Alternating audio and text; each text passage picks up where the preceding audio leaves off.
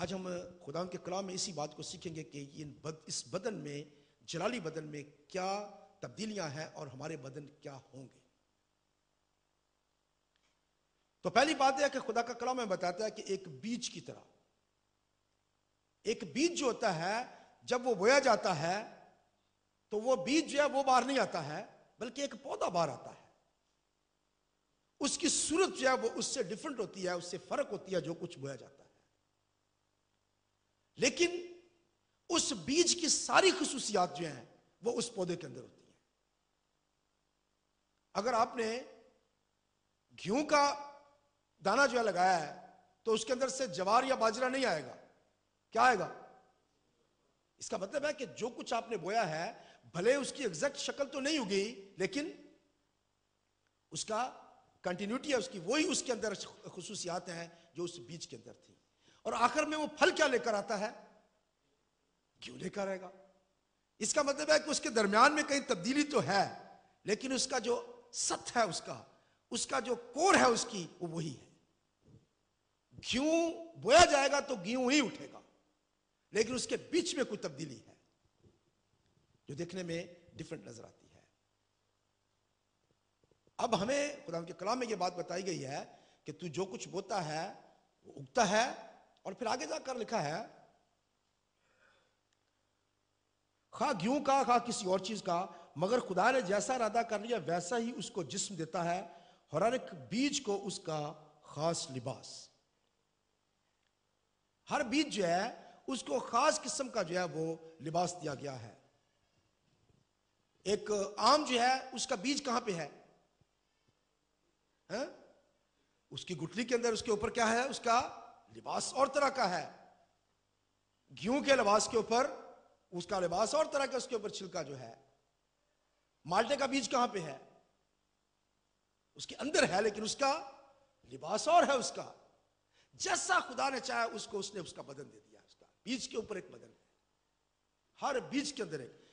اب اسی بات کو لیتے ہوئے وہ بتاتا ہے کہ انسانوں کا گوشت اور ہے، ہمارا گوشت جو ہے وہ اور طرح کا ہے، چوپاؤں کا گوشت جو ہے وہ اور طرح کا ہے۔ گو کے دیکھنے میں سیم نظر آتے ہیں، لیکن انسان کے گوشت میں اور چوپائے کے گوشت میں فرق ہے۔ یہاں پہ 3 چیزوں کو استعمال اس نے کیا ہے: زمین کے اوپر رہنے والے جاندار، ہوا کے اندر اڑنے والے پرندے، اور زمین کے نیچے پانی میں رہنے والی مچھلیاں۔ یہ 3 چیزیں ہیں جو کہ مختلف سٹیپ میں ہیں، لیکن یہ تینوں سٹیپ میں جو جسم دیا گیا ہے وہ کیا ہے؟ فرق ہے۔ مچھلی کا گوشت جو ہے وہ زمینی جانور سے ڈیفرنٹ ہے، پرندوں سے ڈیفرنٹ ہے۔ ہر جاندار کو خدا نے علیحدہ علیحدہ جسم دیا ہے، یہ اس بات کو ثابت کرنے کے لیے کہ وہ ہمیں کوئی بھی جسم دے سکتا ہے۔ یہ اس کی مرضی ہے کہ وہ ہمارے بیج کو کس قسم کا لباس جو ہے وہ پہننا چاہتا ہے۔ یہ اس کے پاس قدرت ہے کہ وہ جو کچھ کرنا چاہے وہ کر سکتا ہے۔ اس کے بعد اس نے اس سٹیپ سے نکل کر جو ہے وہ آگے ہمیں بتایا گیا ہے، آسمان کے اوپر ہمیں چاند نظر آتا ہے، سورج نظر آتا ہے، اور پھر ستارے نظر آتے ہیں۔ چاند کی روشنی اور ہے، سورج کی روشنی اور ہے، اور ستارے جو ہیں ان کی روشنی اور ہے، اور ہر ستارے کی روشنی میں فرق ہے۔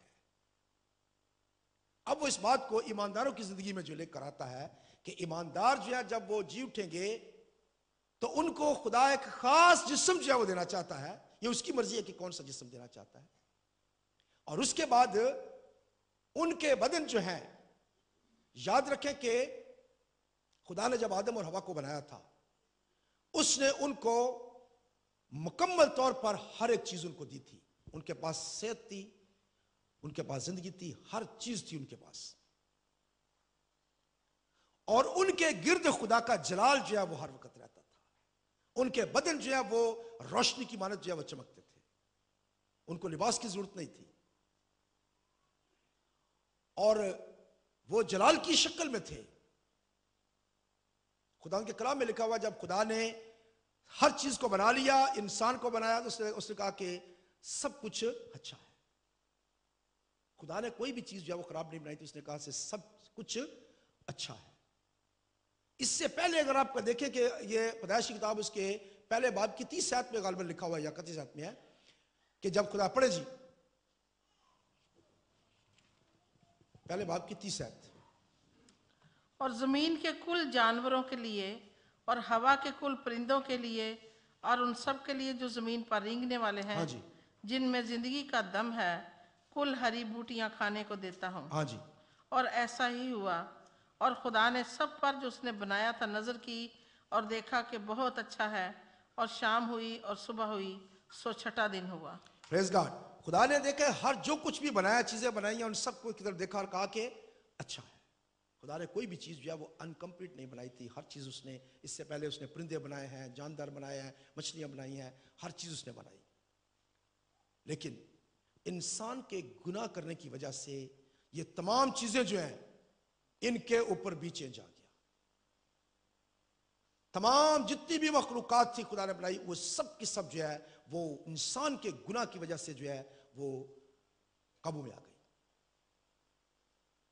اور الٹیمیٹلی خدا چاہتا ہے کہ تمام مخلوقات بھی جتنی ہے وہ بھی اس سے چھوٹ کر جو ہے وہ آزاد ہو کر واپس اسی جگہ پہ چلی جائے جہاں پہ اس نے سب کچھ بنایا تھا اور کہا تھا سب کچھ اچھا ہے. یہی وجہ ہے خدا ان کے کلام میں لکھا ہوا ہے کہ جب 1000 سالہ بادشاہی خدا یسوع مسیح کی آئے گی تو وہاں پہ سانپ جو ہے وہ چھوٹا بچہ سانپ کے ساتھ کھیلے گا اور اس کو ڈسے گا نہیں. وہ چیتا شیر رچنی اس کے بارے میں سب لکھا ہے یہ خون خوار جانور ہیں. یہ کیا کریں گے یہ بیل کی طرح گھاس کھائیں گے ایک دوسرے کے ساتھ بیٹھیں گے کھیلیں گے. بھیڑیا جو ہے چھوٹا بچہ جو ہے وہ بھیڑیے کے ساتھ بیٹھا رہے گا. کیوں؟ یاد رکھیں کہ جتنے بھی جاندار ہیں ان کی بھی خصلت کے اندر جو ہے وہ انسان کے گناہ کی وجہ سے چینج آیا. کیونکہ خدا نے جب لعنت کی زمین کو اس نے لعنت دی جب وہ تو زمین کی ہر چیز جو ہے اس لعنت میں چلی گئی. اور ضروری بات ہے کہ ہر ایک چیز جو ہے وہ واپس اسی جگہ پر لائی جائے جہاں سے خدا نے سب کچھ اچھا بنایا تھا اور انسان کو بھی اسی جگہ پر لے کر جائے جہاں پہ وہ کہہ سکے کہ سب اچھا ہے. اب اگر ہم پڑھیں ابھی ہم نے رومیو کے خط میں جو بات پڑھی تھی اسی لیے میں نے آپ کو کہا تھا کہ میں آپ کو بعد میں وہاں پہ لے کے آتا ہوں کہ مخلوقات جو ہے وہ بھی انتظار کرتی ہے کہ کب وہ وقت آئے کہ خدا کے بیٹے ظاہر ہو اور ہماری جان بھی چھوٹے ہم بھی اس فنا سے نکل جائیں اور ہم بھی خدا کے ساتھ یا اسی جگہ پر چلے جائیں جہاں پہ اس نے ہم کو بنایا تھا. اب ہم نہیں جانتے ہیں کہ یہ کیا ہوگا لیکن میں سوچ سکتا ہوں خدا کے کلام کے مطابق جب خدا کے کلام میں لکھا ہوا ہے کہ چھوٹا بچہ جو ہے وہ سانپ کے ساتھ کھیلے گا اور بیل اور رچنی جو ہے وہ ساتھ ساتھ بیٹھیں گے. اس کا مطلب ہے کہ اس زمانے میں جاندار ضرور ہوں گے. اگر بائبل اگر نہ ہوتے تو بائبل کبھی نہ بتاتی. لیکن وہ جو حالت ہوگی وہ ایسی ہوگی کوئی جانور کسی کے خلاف نہیں ہوگا کوئی کسی کو مارے گا نہیں سانپ کسی کو ڈسے گا نہیں اس کا زہر ختم ہو جائے گا. ہر طرف جو ہے وہ پرندے جو ہیں وہ اڑتے ہوں گے درخت جو ہے لہلہاتے ہوں گے خوشی سے تال دیتے ہوں گے. خدا ان کے کلام میں یہ تمام باتیں لکھی ہیں ہمارے پاس وقت نہیں ہے کہ ہم ان حوالہ جات کو دیکھ سکیں. خدا ان کے کلام میں لکھا ہے کہ درخت جو ہے وہ تال دیں گے خوشی کے ساتھ میں وہ گاتے ہوں گے اور ہر چیز مکمل طور پر جو ہے واپس اسی جگہ پہ چلی جائے گی جہاں پہ خدا نے کہا تھا کہ سب کچھ اچھا ہے.